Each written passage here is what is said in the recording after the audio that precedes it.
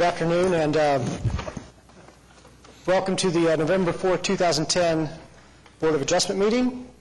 If you haven't already done so, please silence any cell phones or other noisemakers you might have. We do have a few people signed up to speak on a few cases, so what we'll ask is when we call the case for the applicant to approach this podium, give us your name and address, and if you're signed up to speak, we'll call you after the applicant is presented, and we'll ask you to come to this podium. Again, give us your name and address, and please direct all comments to the board instead of to each other. Thank you.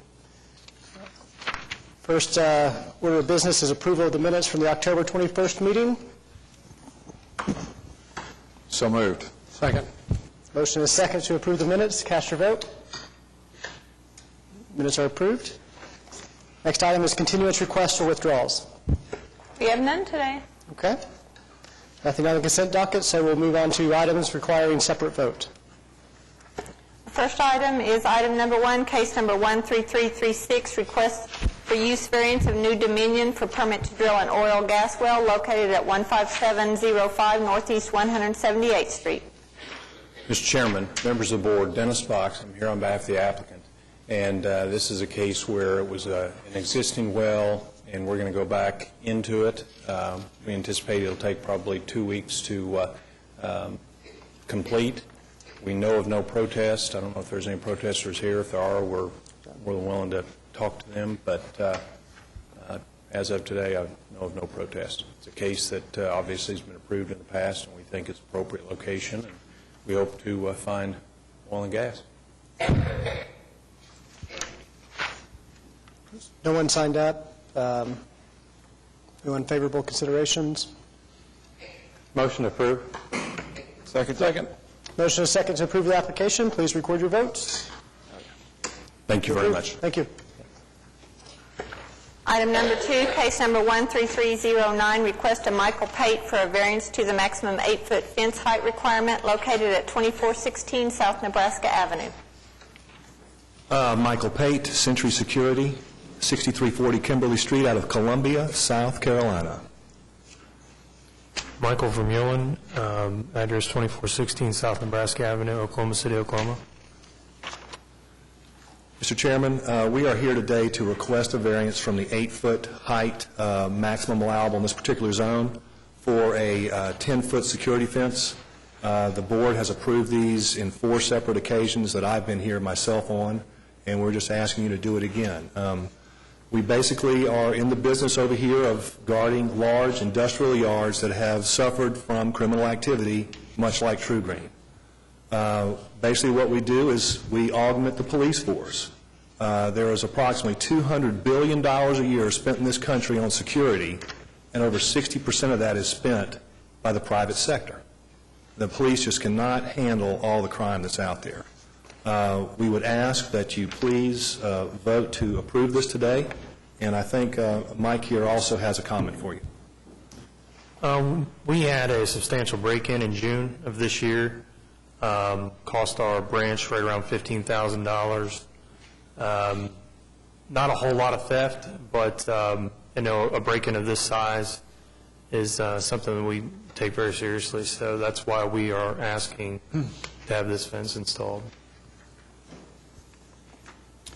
I think when it came up last time, there wasn't very much argument as to why this was peculiar or needed in this particular situation. There was a case after that which they made a more extensive argument as to why, as to their particular situation, And we have properties being broken into all over town, in various places and that kind of thing. So when we're looking at something like this, we really have to figure out why we're varying from the ordinance the way it was set up. And we had some discussion also as to whether or not the ordinance should be changed too. But anyway, we're talking this particular case right now, and I'm not hearing very much more argument than we heard last time. That's my comment. One break-in is not unusual around town. Mr. Baker, one break-in can break a business. I understand that. And, I understand that. I understand the reticence on the 10 feet, but you have to also understand, and I would ask you to go look at some of these apparatus around town. We always sit behind a perimeter fence. There's always another fence or wall that separates me from the public. I am 20 strands of wire that work from the ground up to 10 feet. There are only 3 strands of wire that are above the 8-foot limit. You cannot even see the things. The only reason you can see my apparatus at all is because I'm required by the international standards to mark it with signs every 60 feet that say, caution, 7,000 volts, don't touch this thing. I actually don't even perform the function of a fence. All my wires are spring-loaded. You cannot climb it. I don't delineate a property line. I'm behind another fence, and I'm virtually invisible. You cannot see it.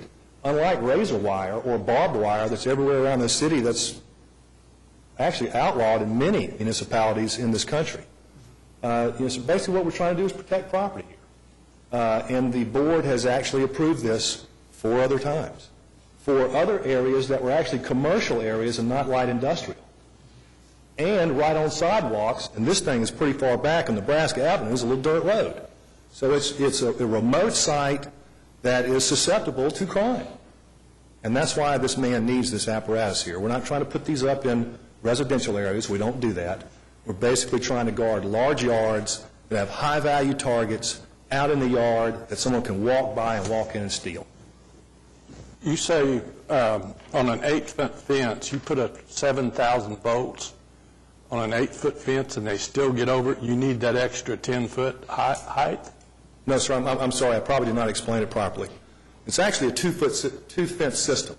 So there's a perimeter fence up first, and I build mine behind it. Is that the 10-foot fence or the 10 foot is behind the 8-foot. Okay. And the reason I'm at 10 is because if I'm the same height, someone can stand on the top of my fence, just drop right over it. So I get 2 or 3 more strands of wire up there, so they can't do that. If they do, they're going to hurt themselves. Most penetrations happen down low, because most folks are going to cut down the perimeter fence and try to go in through, and they hit my wire, they turn around, right around and go back.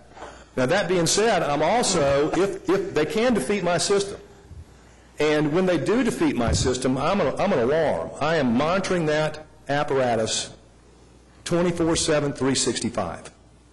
So if 4 pulses go by where I don't get a return voltage to my voltage alarm, I'm going to sound the alarm. The first thing I'm going to do is call Mike.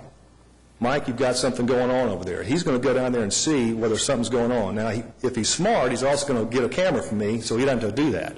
It's a very dangerous situation. He can sit at home with a camera and sit there and watch that break-in if it's happening. So if there is a break-in, he can call the police. The police have a verified alarm, and they can go over there and make an arrest. Or, as typical to Oklahoma City, it could be a high-wind situation. There could be a piece of metal against the wire. It could be grounding out that wire, and Mike can say to the alarm company, boys, let's lock it up and go to bed. We'll take care of it in the morning because a piece of metal is grounded out my fence. So let's all go to bed. We'll take care of it in the morning. So that's basically how it works. So it's a 2-fence system. So it sounds like it's the additional 2 feet above that is really providing the most security. Not the most security, but just a portion of it, which basically means I'm trying to keep people from jumping over the top of it. So if the first fence was 6 foot, then you would accomplish the same goal by having the 8-foot perimeter fence I'm behind going to 10 on everything.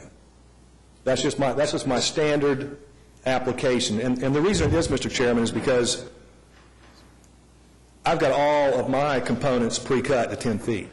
I mean, I can get them down, but my corner posts are 15 feet tall. I bury them 5 feet in the ground in concrete, count them at 3 degrees.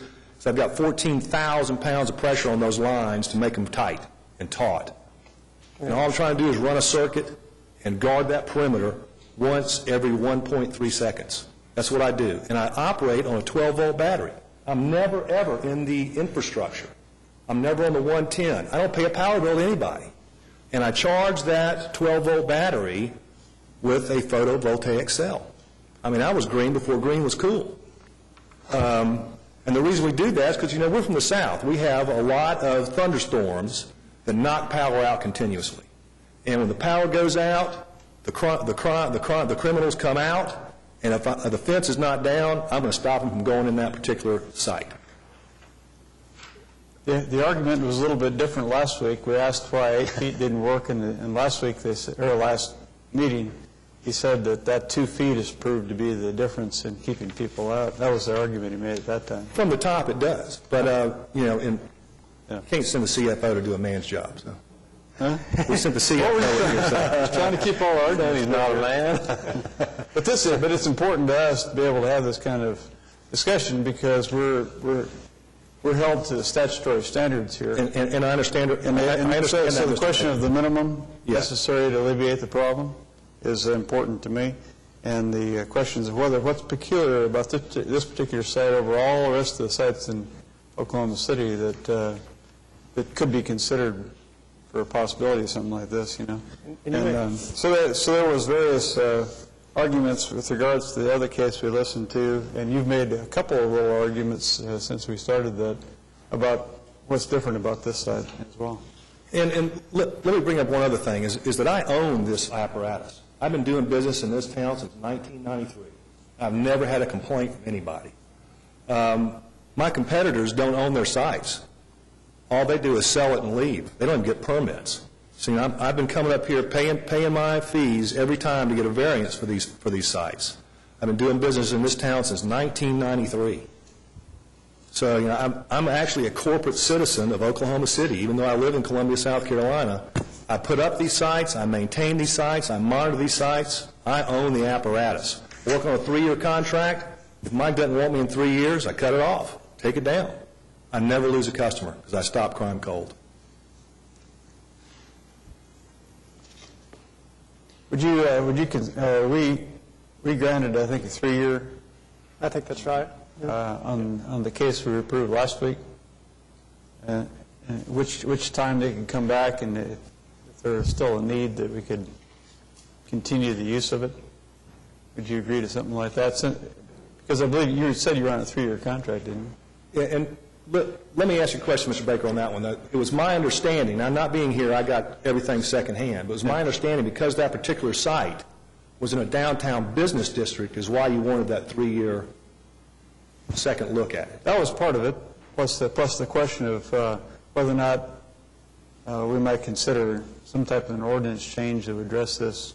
I mean, I don't know if that's in the offing or not, but it could be in the next 3 years because things are changing pretty quickly in Oklahoma City. I'd be glad to help you on an ordinance change. But to grant something like this on a permanent basis, to me, is a little more of a concern. Because we're dedicating that to the city of Oklahoma City. 3-year review, I mean, it's up to you. You wouldn't have to pay another fee, we have to review it in 3 years then. And yeah, Okay. I wouldn't see a problem with that. All right, good. There you go. And again, I think what Mr. Baker is what we've been discussing is that you're going to come to us more and more times with the fence, and then it doesn't become peculiar. It stops meeting the statutory standards, or it's harder and harder to find a reason why it meets the statutory standards, and that's what we're bound by. I don't think any of us disagree with the use of the product or find it a detrimental product. 10-foot fence doesn't meet our zoning, and therefore you have to come get a variance, and we have to meet the statutory standards. And I understand that, Mr. Chairman. I understand that. And I would like a better way to do this. Yeah. This is just the way I have to operate in Oklahoma City, is to apply for a variance every time and come up here.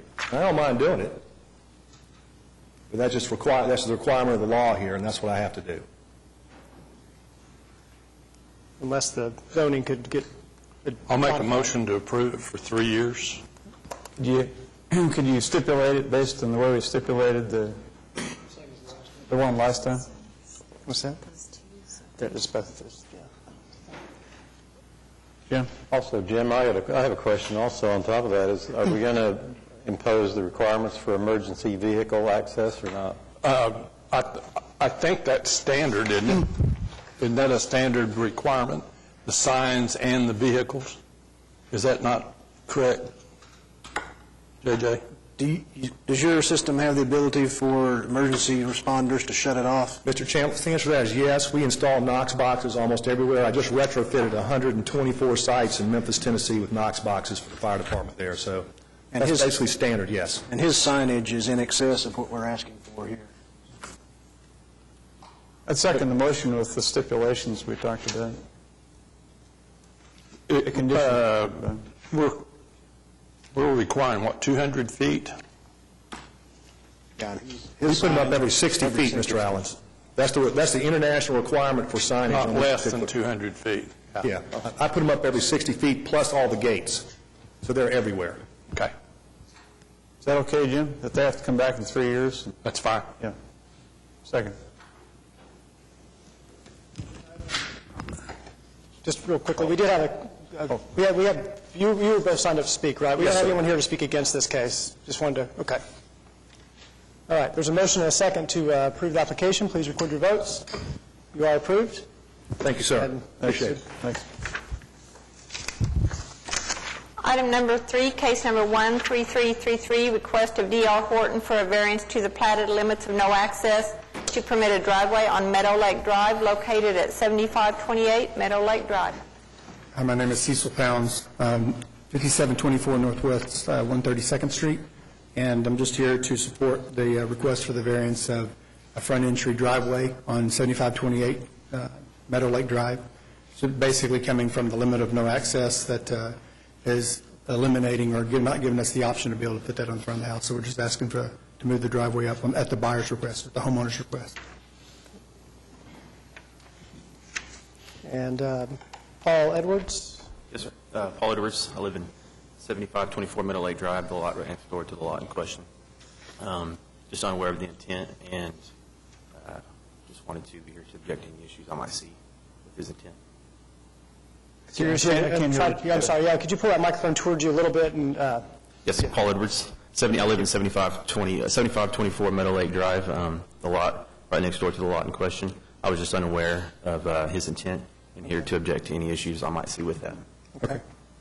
And basically what they're requesting is to have the driveway access from Meadow Lake Drive instead of 75th Street. Instead of 75th Street. No problem. Okay. Move approval. Second. Motion and a second to approve the application. Please record your votes. You're approved. Thank you. Thank you very much. Thanks for coming down.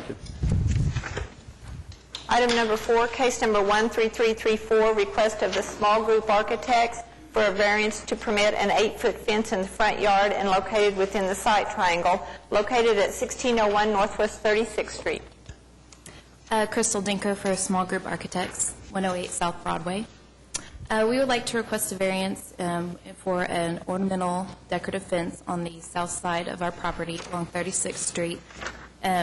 Ideally, we would have liked to do an 8-foot ornamental fence all the way around the property. However, budget restraints let us choose a different route. We also, the second part of the variance is we're wanting to put new fence fabric on the existing chain-linked fence while using the existing posts and doing a couple of repairs on those posts. The existing chain-link fence currently does not meet zoning. Because of the chain length or because of the height? Because of the height. It is 6 foot, and the zoning requires 4 foot in a residential. So where will the fabric fence be placed and where will the wrought iron fence be placed on the site map? The fabric fence is along the east side on Georgia and then along the north side on 37th Street.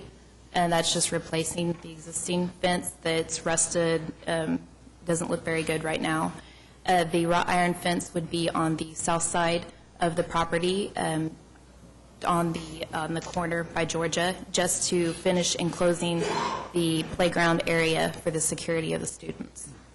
Does that fence run all the way down 30? No, it doesn't. It stops at the edge of the building. Okay.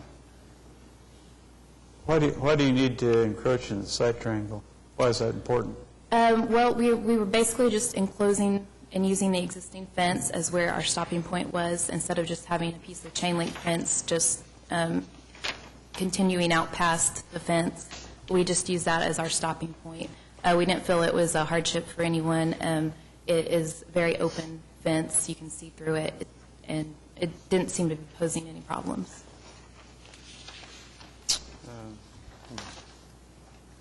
I don't know. Has there been some construction of the new fence? Yes, it has been constructed, unfortunately. We had a month to get school ready, and it had fallen through the cracks with the subcontractor, and he did put that fence up without getting a permit. Contractor and we, a small group, was not aware of this until after the fact. Which part of the fence has been under construction? The wrought iron fence.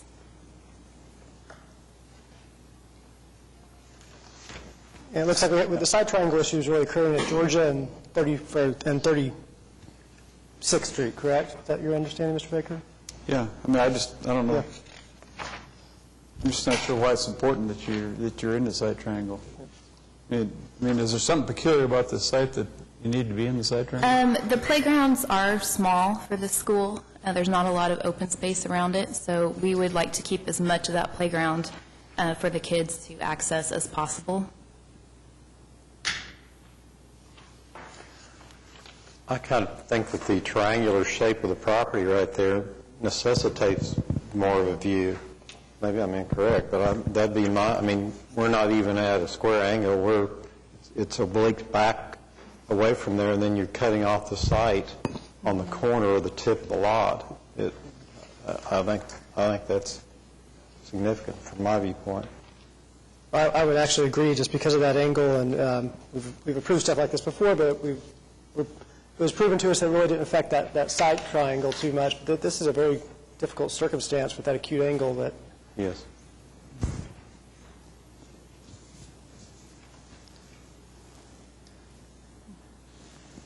Motion to approve?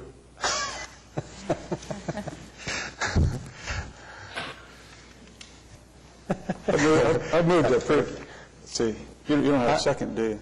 I don't have a second. You want me to withdraw that one? No, I move to approve as applied, not requiring a site triangle. Are you going to require a site triangle? Yes. Okay, I withdraw my motion.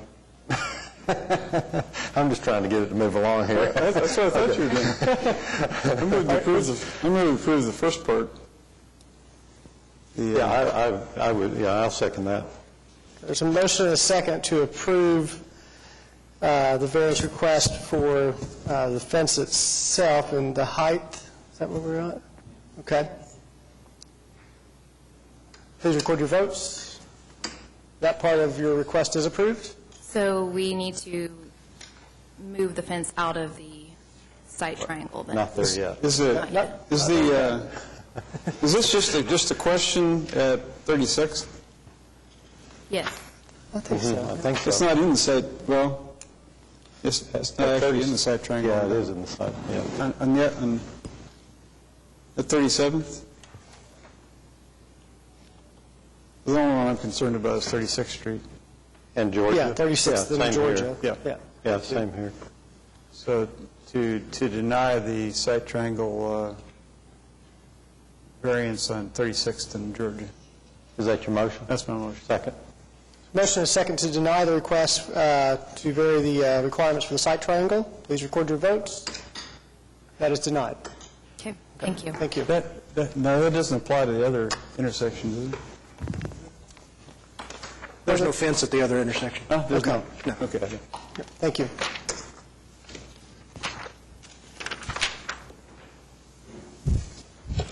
Item number 5, case number 13335, request of AM Homes for a variance to the required number of on-site parking spaces located at 1131 Southwest 44th Street.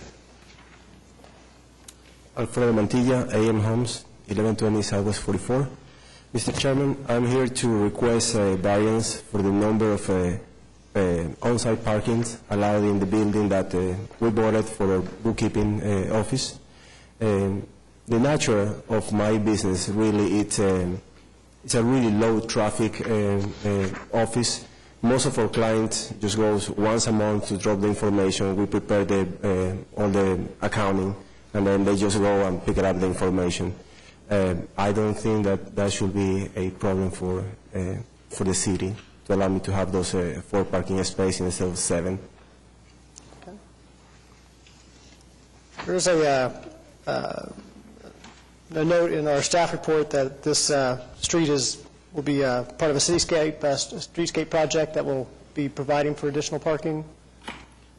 Right, and once that's complete, he'll actually end up with 2 more spaces than what he has now. Okay.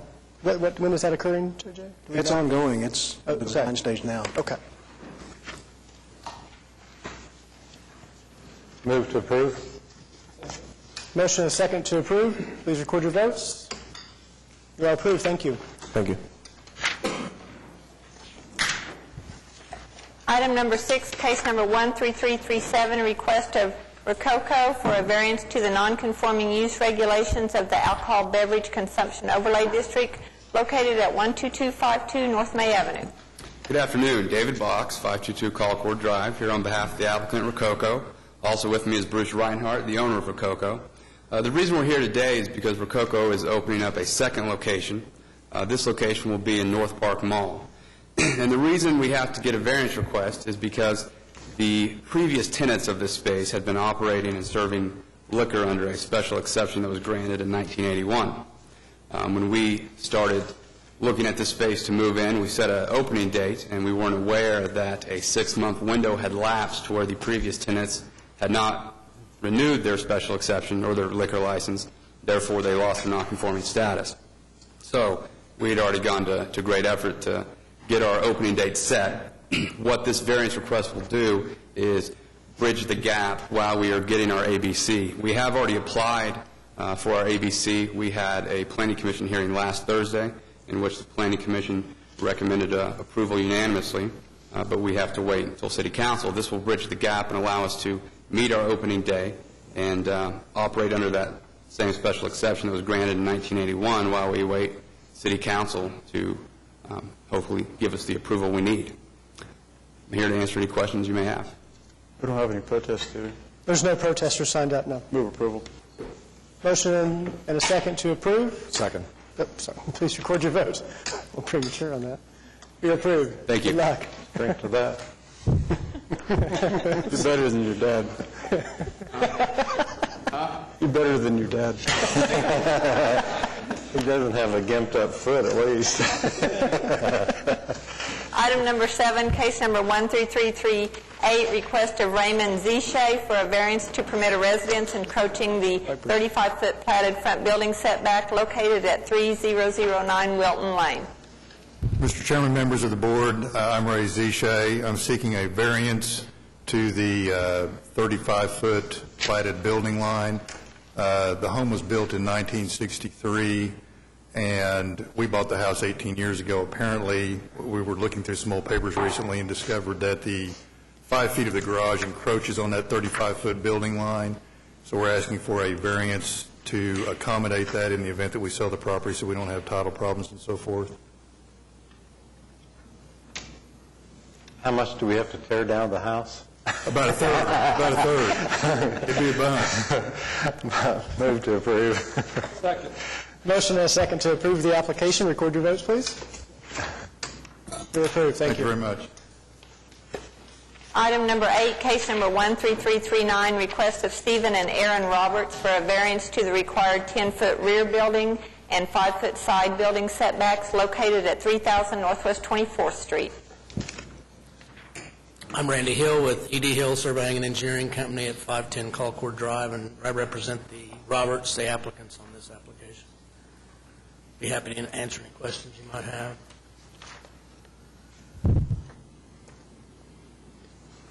It's a tight area in there, isn't it? Excuse me? It's a pretty tight area back in there, isn't it? Yeah, it is. It's really an existing building.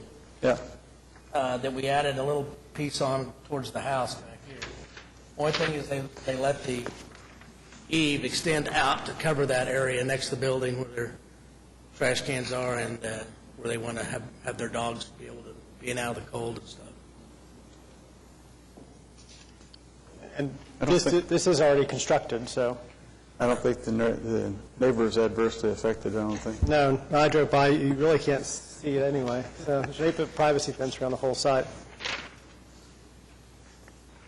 Move to approve. Second. Motion and a second to approve the application. Please record your votes. You're approved. Thank you. Thank you very much. Appreciate it. Item number 9, case number 13340, request of Century Investments for a variance to the required number of on-site parking spaces located at 3700 West I-40. Yes, my name is Gary Owens. I own Century Investments and Galleria Furniture, and our address is 3700 West Interstate I-40. Be glad to answer any questions.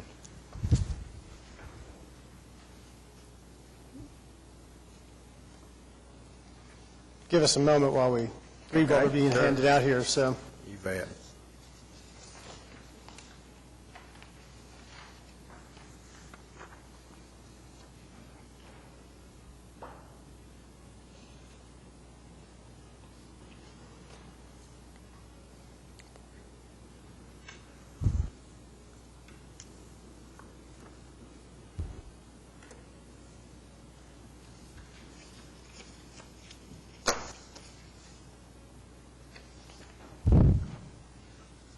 So you're,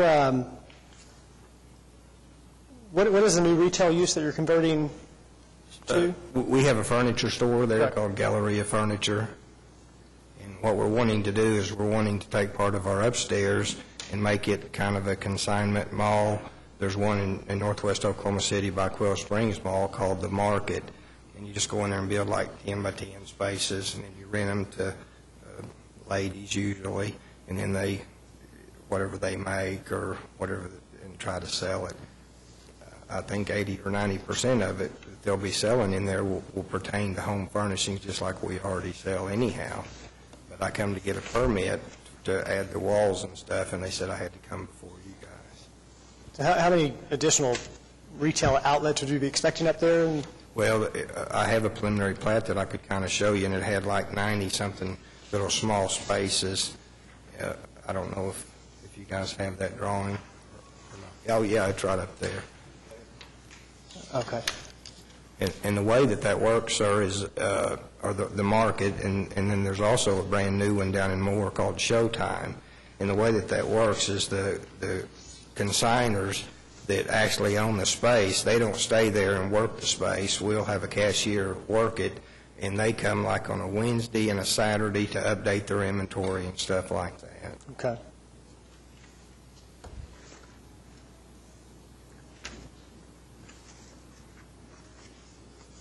I have some commercial property that is much like that also, and really the traffic load is relatively you just don't have a lot of traffic, or at least we don't at our location. Yeah, I've never seen our parking lot over 20% full. We have an anniversary sale every year, and we give a $5,000 drawing, and that's the busiest time that we ever have. And I have never seen our parking lot, even on a Saturday or Sunday, more than 15 to 20% full. It's like we got 10 times the parking we need right now. Even with the big tent up. Even with the big tent up. Yeah. Move to approve. Motion to approve. Is there a second? Second. Motion and a second to approve the application. Please record your votes. You are approved. Thank you. Thank you. Item number 10, case number 13341, request of Metro Sign Corporation for a variance to the maximum sign height located at 919 Northwest 23rd Street. Good afternoon. I'm Brian Elliott with Metro Signs on behalf of our client, Dove Academy at 919 Northwest 23rd. We're here this afternoon before you asking for a variance simply on height of a monument sign. We've already obtained urban design approval. The sign as designed is under square footage for both the main ID sign and the electronic message center, so we fit that requirement.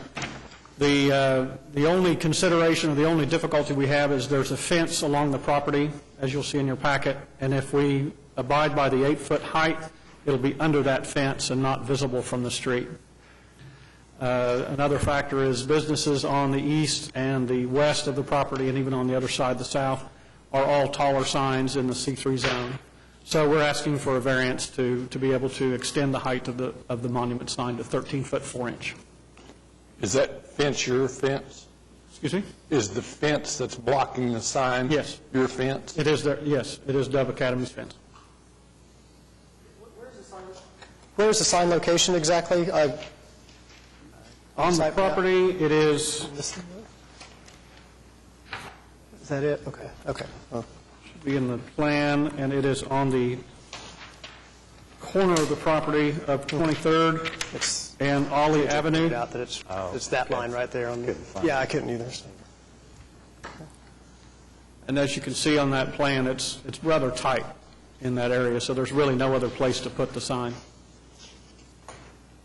Is the sign that we've got in our information, is that the sign he's proposing? Yes, a pole sign. Yeah. Not a monument sign. What is the fence? Is that a wall there, or what is that fence? There are some pillars there with fences in between those. What's in between? What's the material? Is it see-through or not? Barely it is. I mean, it's wrought iron, if I'm correct. And then the pillars, but as you drive, if it's underneath that fence, you're not going to see it. And with your comment on the pole, we could shroud that with a decorative pole cover to give that a better appearance, if that would be more favorable. I would also condition that if you remove the fence, you take the pole down to the right height. Is that acceptable? If we remove the fence, at some time in the future, we bring the sign down to height? Kind of cause a sight obstruction. Yeah, come on. Well, it could.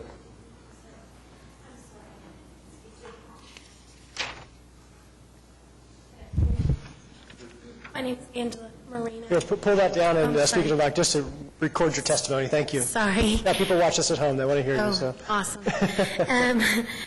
My name is Angela Marino. I live at 3438 Northwest 53rd, and I work with Dove Science Academy. Excuse me. I'm the one who wrote the letter, and the reason that fence is very important is because we have picnic tables out there in the front for our students that we allow them on their lunches to eat, and on several occasions we have cars crash into that area.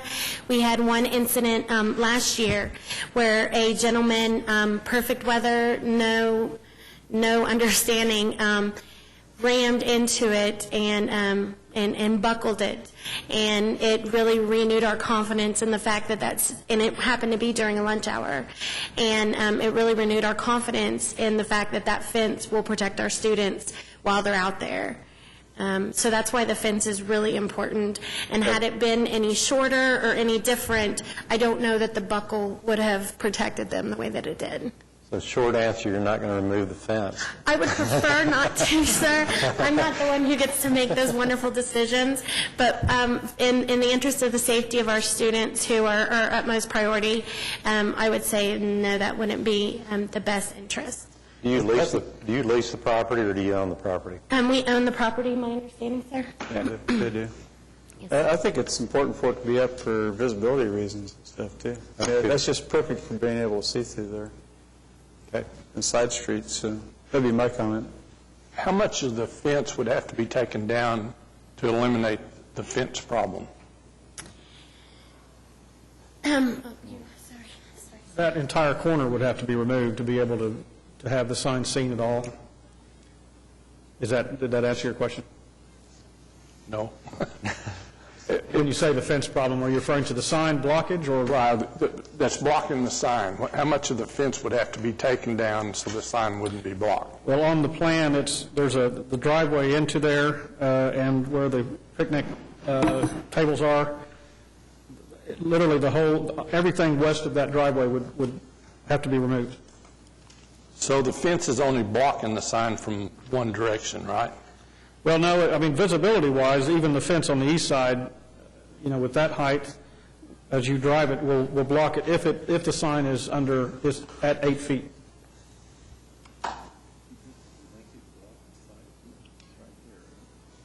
Yeah, it's like this coming down 23rd Street.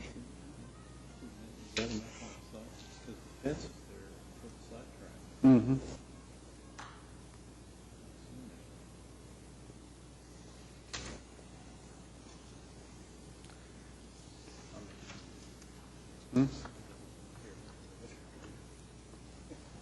I think it's peculiar because this is in a commercial area. There's a lot of signs that are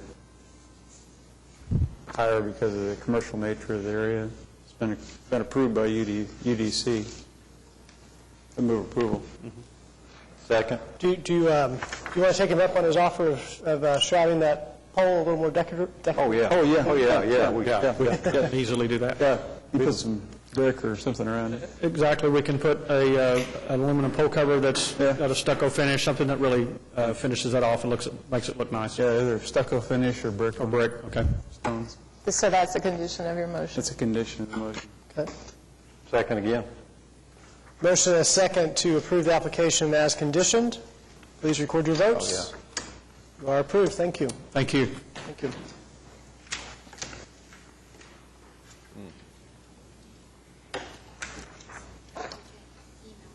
I didn't, yeah, I did not, I didn't open it up.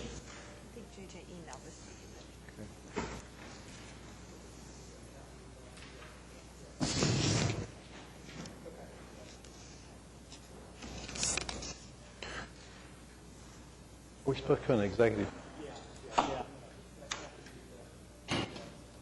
Okay.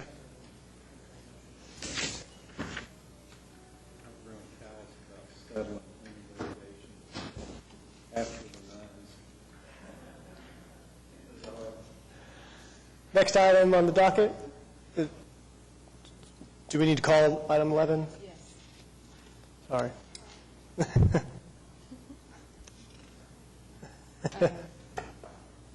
She could just announce that this is an item from our office, from the municipal counselor's office. Okay. Municipal Counselor, item number G. A resolution of the Oklahoma City Board of Adjustment authorizing and directing the municipal counselor to enter into an agreed settlement in the Oklahoma District Court case of Brian J. Hammond versus the Oklahoma City Board of Adjustment, case number CV 2010-4839. And entertain a motion to go into executive session. So moved. And it's actually CJ, rather than CV, it's CJ. Second. Motion and a second to convene an executive session. Please record your vote. We will convene into executive session.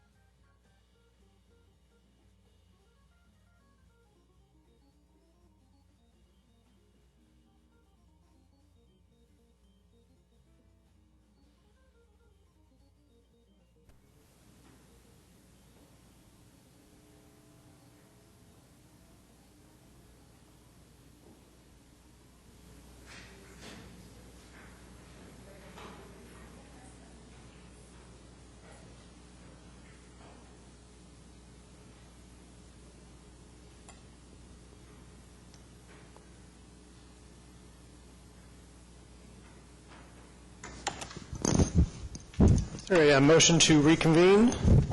So moved. Second. Motion and a second to reconvene. Please record your votes. We are reconvened. Board of Adjustment. We have a resolution before the board. Is there a motion from the board?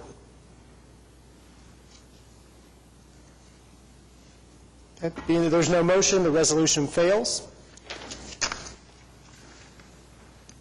Motion to adjourn? Second. Motion to adjourn. Please record your vote. We are adjourned.